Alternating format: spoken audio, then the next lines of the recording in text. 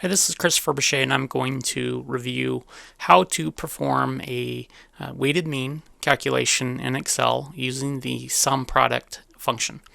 Well, I would say there's no easy way to do weighted means. For a lot of people, it's not the most intuitive thing, I guess. This is one of the easier ways to do it. So this is our data right here. I'm going to pull down I have a breakdown of what we're going to be doing. So we have a data column and we have the weights of the data. Okay, so this is pretty typical. We have the data, then we have a weight, like in a percentage.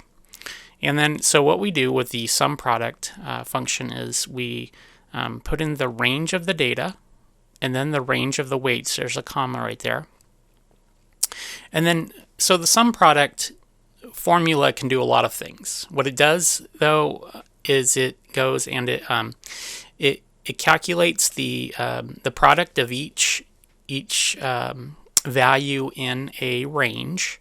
So it calculates the product of, if you put two ranges in, it'll multiply, say, the first number, so the first data value, with the first data value's corresponding weight, and then it goes to the second one with the second data value's corresponding weight, and it goes like that, and then it summarizes them. So that's what it does. If you could imagine multiplying across, and then summing them, this is what the sum product does. So we can just have a little change on this thing and we can get the weighted mean, and that's what we're doing today. And so I'll show you how this works. Okay, let me put this up here.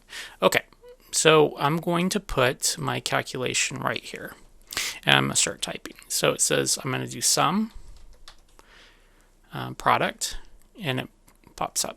Okay, so first we want to put in our data array. So I'm going to click on the data and then do comma, and then we're going to do the weights, and then I do close parentheses.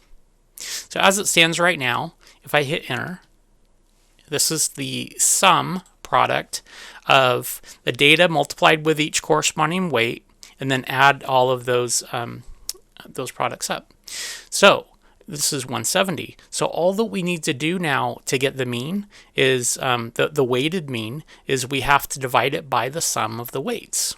In this case, because these equal 100, it's going to, you can kind of see, it doesn't always have to equal that.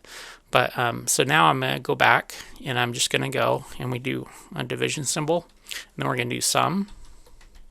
And all that we're going to do is we're going to sum our weights again. And then I'm going to do close parentheses. And so this is the weighted. I'm going to make the font a little bit bigger here. This is the weighted average of this data that has the corresponding weights. And that's how, and I'll pull this back up right here. And so that's how that works. So yeah, sum product, this is our data range. This is our range of the weights of the data.